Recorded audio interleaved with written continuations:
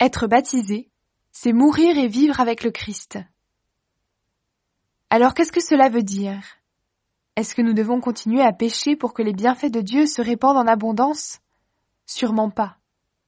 Nous sommes passés par une mort qui nous a séparés du péché. Alors, comment pouvons-nous vivre encore dans le péché? Vous le savez bien.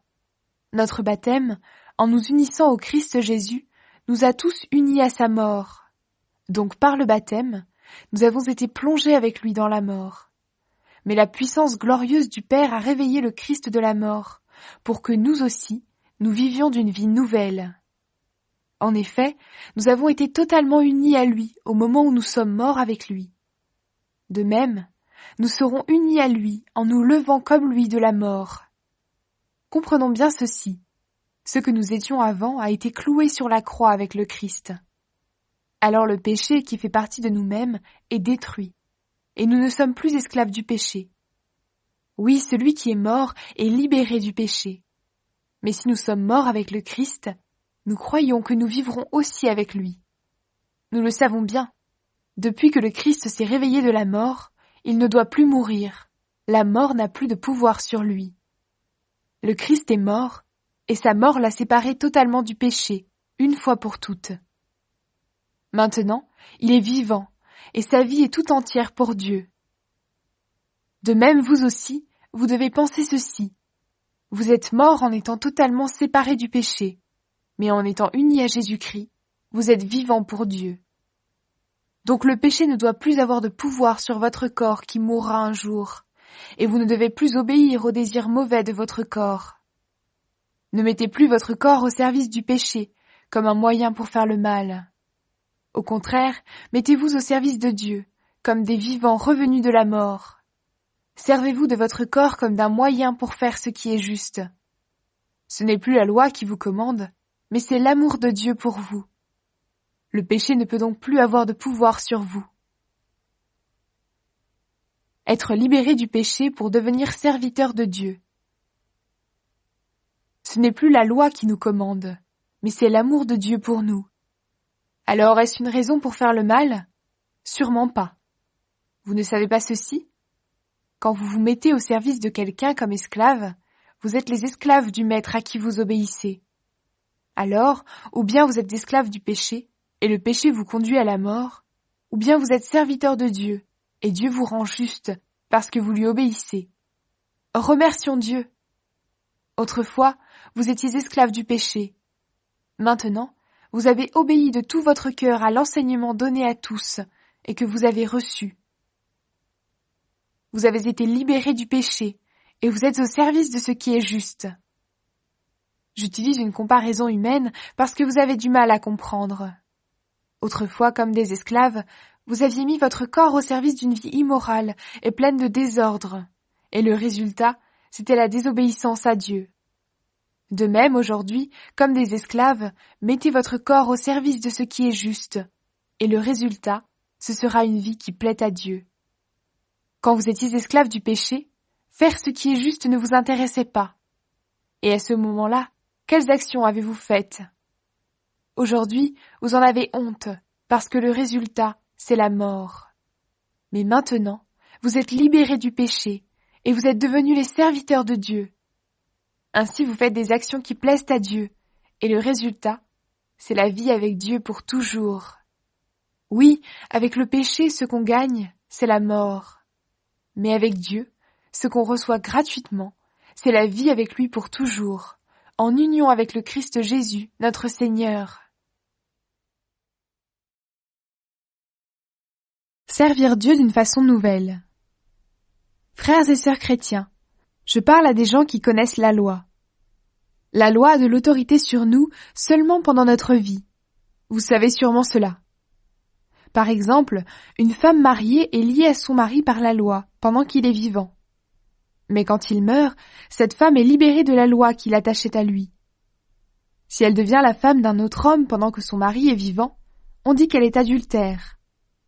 Mais quand son mari meurt, elle est libérée de la loi. Elle peut devenir la femme d'un autre homme, elle ne sera pas adultère. Pour vous, mes frères et mes sœurs, c'est la même chose. Vous êtes unis au Christ mort pour nous sur la croix. Donc vous êtes totalement séparés de la loi. Vous appartenez à quelqu'un d'autre. Et cet autre, c'est celui qui s'est réveillé de la mort. Et ainsi nous pouvons servir Dieu utilement. Oui, autrefois, quand nous faisions n'importe quoi, nos désirs mauvais utilisaient la loi pour agir dans notre corps. Et le résultat, c'était la mort. Mais maintenant, nous sommes totalement séparés de ce qui nous écrasait. Alors nous pouvons servir Dieu d'une façon nouvelle, en obéissant à l'Esprit Saint, et nous ne servons plus Dieu à la manière d'autrefois, en obéissant à la loi de Moïse. À quoi sert la loi? Alors qu'est-ce que cela veut dire? Est-ce que la loi appartient au péché? Sûrement pas. Mais j'ai connu le péché seulement par la loi. En effet, je ne pouvais pas connaître les désirs mauvais sans ce commandement de la loi, tu n'auras pas de désirs mauvais. Le péché a profité de l'occasion. Il s'est servi du commandement pour produire en moi toutes sortes de désirs mauvais. Le péché, c'est une chose morte s'il n'y a pas de loi. Autrefois, quand il n'y avait pas de loi, j'étais vivant. Mais quand le commandement est venu, c'est le péché qui est devenu vivant, et moi, je suis mort. C'est pourquoi le commandement qui devait me conduire à la vie m'a conduit à la mort. Oui, le péché a profité de l'occasion, il s'est servi du commandement pour me tromper, et ainsi il m'a fait mourir. Mais la loi est sainte, et le commandement est saint, juste et bon. Alors est-ce qu'une chose bonne peut faire mourir? Sûrement pas. Mais le péché s'est servi d'une chose bonne pour me donner la mort. De cette façon, le commandement a permis de reconnaître combien le péché est mauvais et de montrer toute sa violence. L'être humain est dominé par le péché. Oui, nous le savons, la loi vient de Dieu. Mais moi, je suis un homme faible, vendu comme esclave au péché. Vraiment, ce que je fais, je ne le comprends pas. Ce que je veux, je ne le fais pas. Et ce que je déteste, je le fais. Si je fais ce que je ne veux pas, je reconnais que la loi est bonne. Alors ce n'est pas moi qui agis, c'est le péché qui habite en moi. Oui, je le sais, le bien n'habite pas en moi, je veux dire en moi qui suis faible. Pour moi, vouloir le bien, c'est possible, mais faire le bien, c'est impossible. En effet, le bien que je veux, je ne le fais pas, et le mal que je ne veux pas, je le fais. Si je fais ce que je ne veux pas, ce n'est pas moi qui agis, mais c'est le péché qui habite en moi. Ainsi je découvre cette loi, quand je veux faire le bien, c'est le mal qui se présente à moi. Au fond de moi-même, la loi de Dieu me plaît. Mais je trouve dans mon corps une autre loi. Elle lutte contre la loi avec laquelle mon intelligence est d'accord. Cette loi me fait prisonnier de la loi du péché qui est en moi. Me voilà bien malheureux. Qui va me libérer de ce corps qui me conduit vers la mort? Remercions Dieu par Jésus-Christ notre Seigneur. Ainsi, avec mon intelligence, j'accepte la loi de Dieu, mais avec ma faiblesse, j'obéis à la loi du péché.